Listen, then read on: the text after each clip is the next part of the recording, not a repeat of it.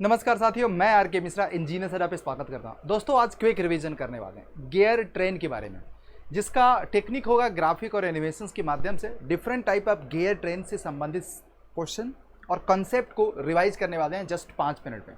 सबसे पहले आप लोगों के मन में सवाल होगा कि जब हमारी एक सिंपल गियर ड्राइव थी जिसमें ड्राइवर ड्रिवन था मात्र, तो उससे काम क्या नहीं चल पा रहा था, हमें गियर ट्रेन को डेवलप करना पड़ा। जी हाँ, नहीं चल पा रहा था। वो सब हमारा सिर्फ पढ़ने के लिए है। बहुत सारे प्रैक्टिकल एप्लीकेशंस में हमें गियर ट्रेन का यूज करना होता है। जैसे आपका पूरा वीडियो शुरू से लेकर अंत तक देखिएगा। मैकेनिकल वॉरियर्स स्पेशली आपके एग्जाम में अक्सर करके क्वेश्चंस पूछे जाते हैं और आप अप्रिसिएट करने के लिए सेशंस को लाइक कर सकते हैं।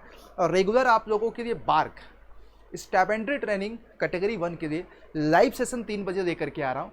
तो आप लोगों के प्रीवियस ईयर के क्वेश्चंस के सोल्यूशन वहाँ पे होने वाले हैं। तो आइए, use to transfer the power over the longer distance. अगर जैसे यहाँ से पावर अगर आपको यहाँ भेजना है तो सिंपल 2 गियर से काम नहीं चलेगा। दूसरा, to get the power in desired direction. जैसे सिंपल गियर से क्या होता है, अगर ये क्लॉक वाइज है तो ये एंटी क्लॉक वाइज घूमेगा। लेकिन अगर हमें इनपुट और आउटपुट दोनों को एक ही डायरेक्शन में घुमाना है तो फिर क्या करेंगे।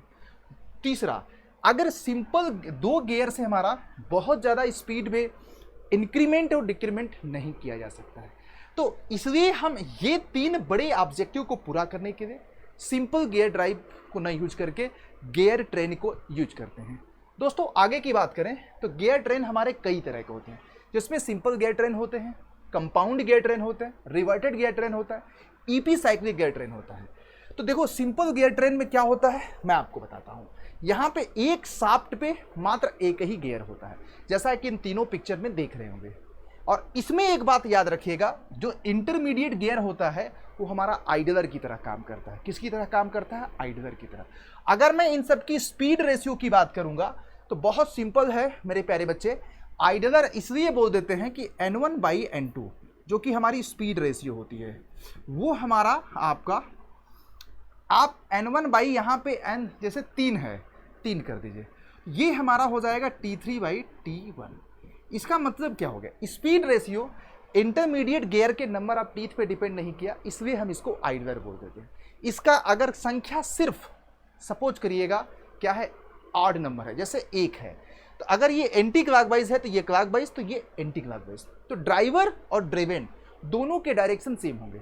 अगर इनकी संख्या जैसे इवन है तो ड्राइवर और ड्रिवन दोनों के डायरेक्शन हमारे अपोजिट होंगे। स्पीड रेशियो का फार्मूला ये होता है।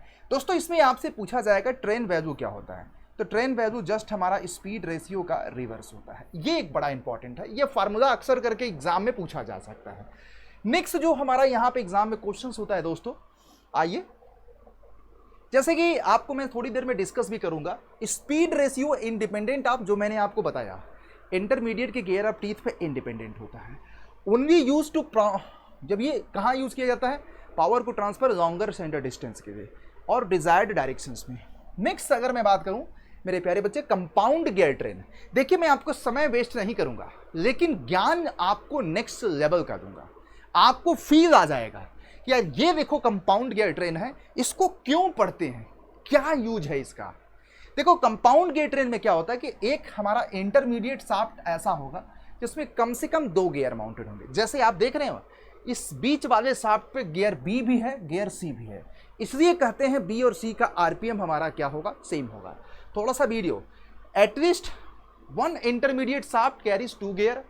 पावर हमारा यहाँ से लंबे सेंटर डिस्टेंस पे ट्रांसफर किया जा सकता है। जैसे ऑटोमोबाइल का गियर बॉक्स होता है, उसमें गियर ट्रेन यूज होता है। सिंपली आप ये कहो कि इस तरह के अरेंजमेंट नहीं होता। कंपाउंड गियर ट्रेन उसमें यूज होता है। पहली बात, high power over the longer CD centre distance, high speed ratio operate किया जा सकता है। और एक चीज हमेशा याद रखिएगा, स्पीड रेशियो यहाँ पे भी N1/N6 हमारा हो जाएगा। जैसे यहाँ पे 6 गियर आपका माउंटेड हैं, अगर सपोज करो 6 गियर माउंटेड होंगे तो N1/N6 equal to T2 T4 T6 बटा T1 T3 T5। इसको शॉर्टकट में याद करने का तरीका क्या है, product of the teeth of the driven बटा product of the teeth of the drivers. यही हमारा शॉर्टकट ट्रिक है। आप लोगों को ये ट्रिक उम्मीद करते हैं पसंद आई। इसमें एक बात है कि number of speed ratio intermediate gear के नंबर ऑफ टीथ पे डिपेंड करेगा। याद रखिए यहाँ पे 4 ही गियर दिखाए जा रहे हैं, मैंने यहाँ पे फार्मूला 6 गियर के लिए बनाया है। 10 गियर होंगे तो भी यही पहला बटा last equal to even number पे जो हमारे टीथ हैं वो उनका गुणनफल बटा आड नंबर पे जो टीथ है उनका गुणनफल, या आप बोल सकते हैं ड्रिवन का ड्राइवर के साथ रेशियो। ठीक है, अब एक चीज मैं आपको बता दूं, रिवर्टेड गियर ट्रेन कोई रॉकेट साइंस नहीं है दोस्तों। इसमें क्या होता है, थोड़ी सी वीडियो हमारी बड़ी हो रही है दोस्तों, प्लीज आप लोग कोऑपरेट करिएगा, बहुत जल्दी आपका ये समय कंसेप्ट कंप्लीट हो जाएगा। तो यहां पे ड्राइवर ड्रिवन दोनों की एक्सिस एक होती है, को एक्सियल जिसको बोलते हैं। जब ड्राइवर ड्रिवन शाफ्ट दोनों की एक्सिस सेम मतलब को एक्सियल हो, वहां पे पावर ट्रांसफर करना हो तो रिवर्टेड गियर। ये देखिएगा एक इंटरमीडिएट शाफ्ट, इस पे 2 गियर है, इसीलिए इसको special case of compound gear train बोला जाता है, जिसमें ड्राइवर ड्रिवन की एक्सिस क्या होती है, सेम होती है। अब मेरे प्यारे बच्चे ये देखिएगा यहाँ पे एक जबरदस्त डायग्राम दिखाया गया है। इसमें एक बहुत इंपॉर्टेंट फार्मूला एग्जाम में क्वेश्चन पूछा जाता है कि अगर सभी गियर के मॉड्यूल सेम है तो T1 + T2 की वैल्यू जो हो जाएगी T3 + T4 के बराबर। ये बहुत इंपॉर्टेंट क्वेश्चन है और यहाँ से एग्जाम में पेपर में बच्चे क्वेश्चन पूछा जाता है कि CD क्या होगा, तो M T1 + T2/2। जैसे ये हमारा पहला गियर, ये हमारा दूसरा गियर, ये हमारा तीसरा गियर और ये हमारा चौथा गियर।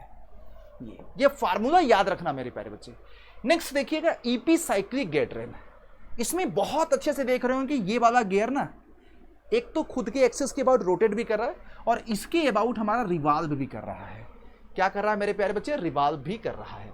तो यहां पे ये देखिएगा इसको हम सन प्लानेटरी गियर सिस्टम में यूज करते हैं, जो ऑटोमोबाइल के डिफरेंशियल सिस्टम में यूज किया जाता है और बेसिकली यूज किया जाता है कम स्पेस में अगर हाई स्पीड में डिक्रीमेंट करना है, हाई स्पीड रेशियो चाहिए तो इसको हम यूज करते हैं दोस्तों। बेसिकली बहुत सारे जगहों पे ऐसा यूज करते हैं दोस्तों। इसकी डिग्री ऑफ फ्रीडम एग्जाम में पूछी जाती है तो 2 होती है। इसकी डिग्री ऑफ फ्रीडम कितनी होती है दोस्तों, 2 होती है। याद रखना, ये भी एग्जाम का आपके क्वेश्चन है।